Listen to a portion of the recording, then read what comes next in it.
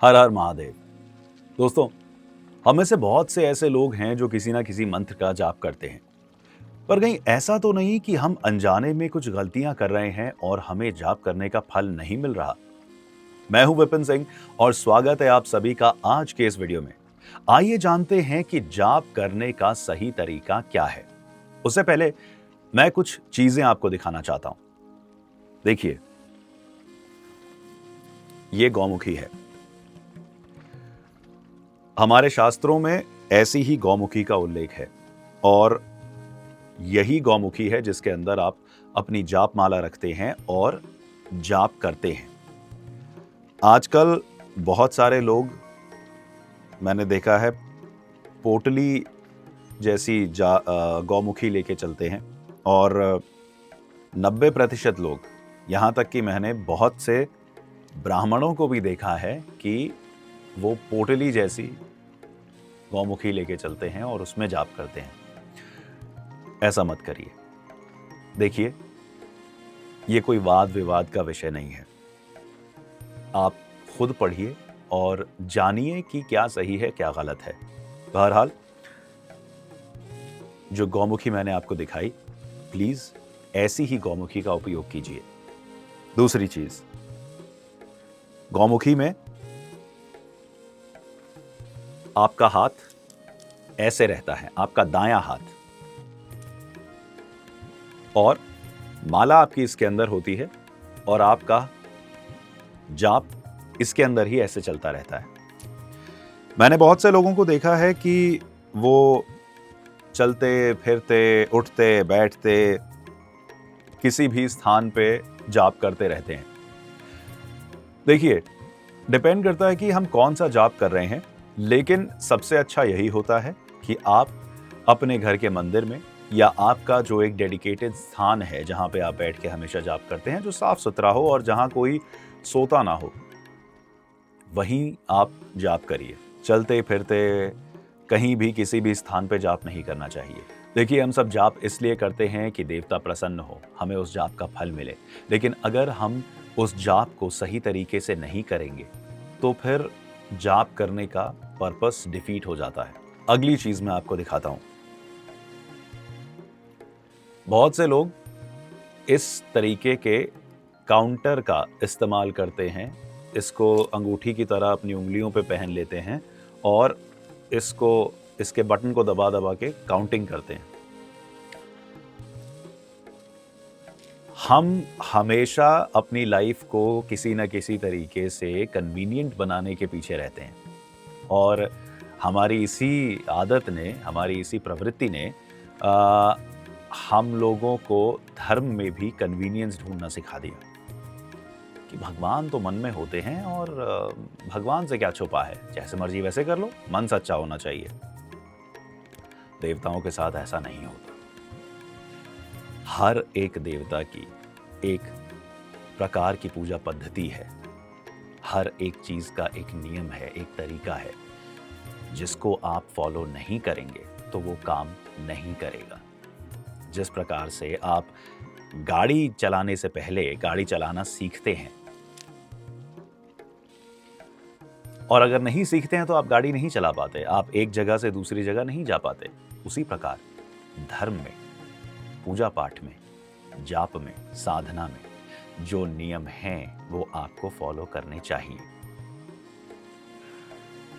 तो इस काउंटर को प्लीज छोड़ दीजिए। देखिए, जब भी हम जाप करते हैं, हमारे पास जो भी माला है जाप करने के लिए, फिलहाल ये एक रुद्राक्ष की माला है, 5 मुखी रुद्राक्ष की माला। अगर आप माला पे जाप कर रहे हैं तो ये माला आपके शरीर को स्पर्श करती है। जब आप बार बार रोज कई सालों तक इसी माला पे जाप करेंगे तो आपके मंत्रों की जो शक्ति होती है वो ये माला अब्सॉर्ब करती है और अभिमंत्रित होती रहती है। आपकी जो साधना है उसकी शक्ति इसमें भी अब्सॉर्ब होती है।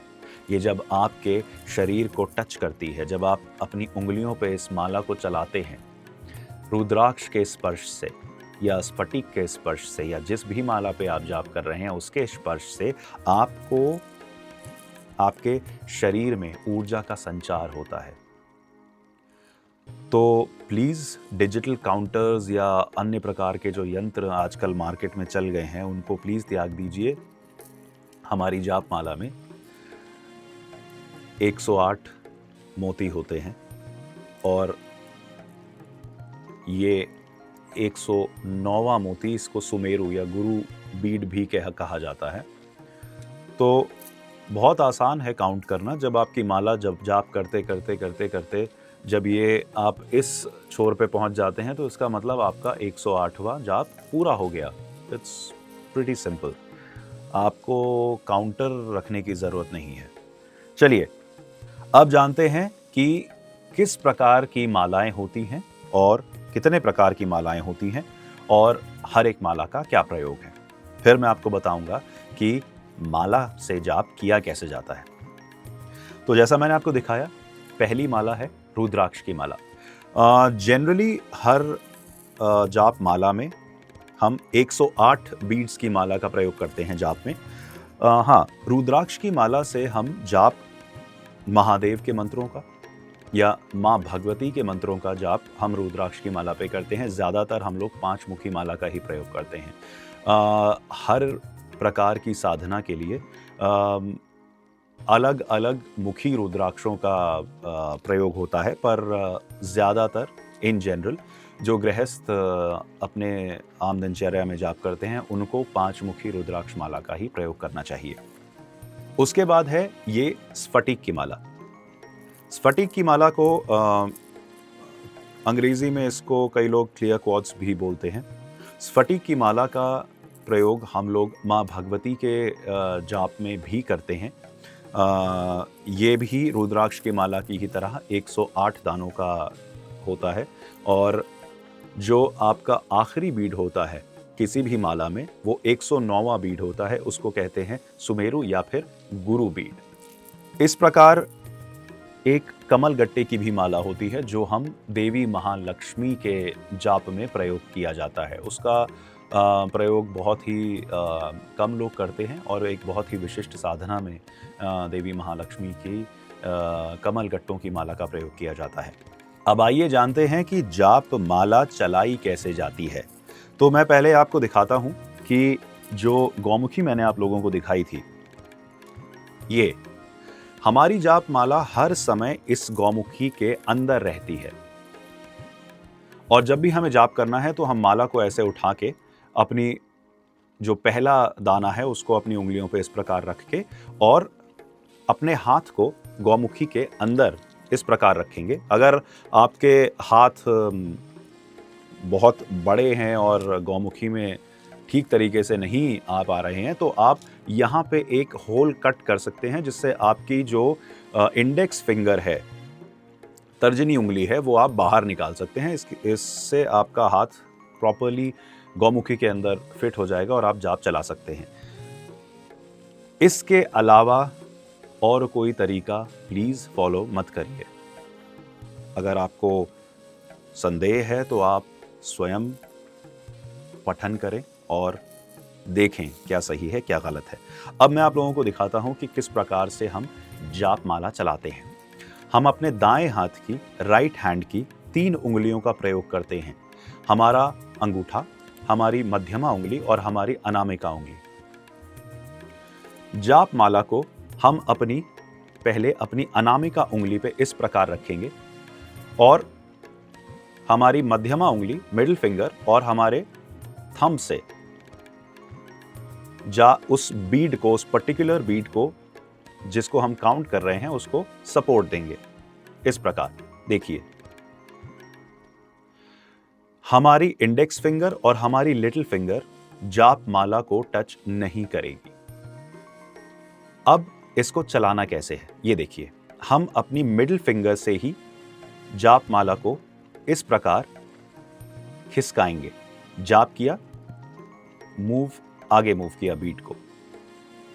इस प्रकार हर दाने को अपनी मिडिल फिंगर से हम काउंट करेंगे और हमारी अनामिका और हमारा थंब जाप माला को अपनी जगह पे रखेगा, सपोर्ट करेगा।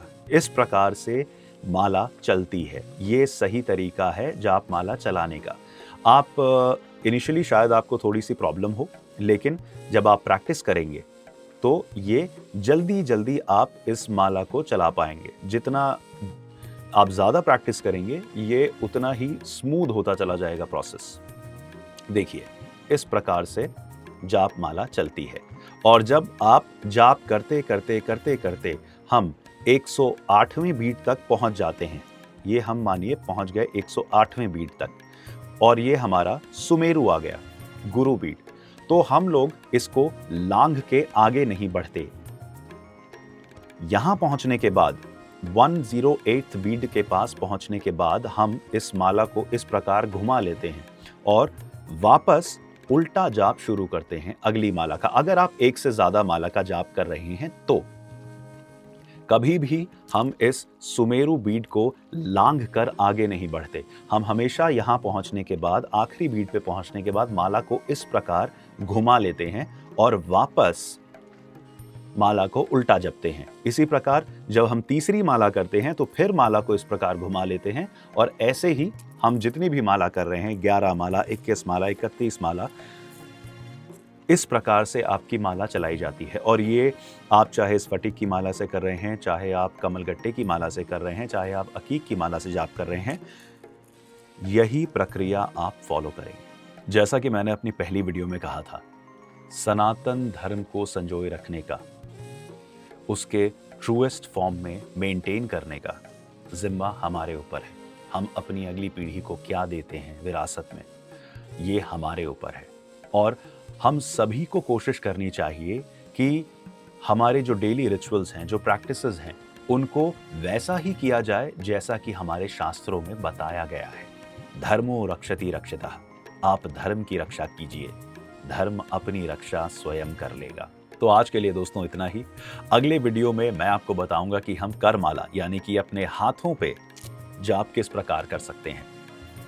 देखिए दोस्तों, मुझे आपके सपोर्ट की बहुत ज़रूरत है।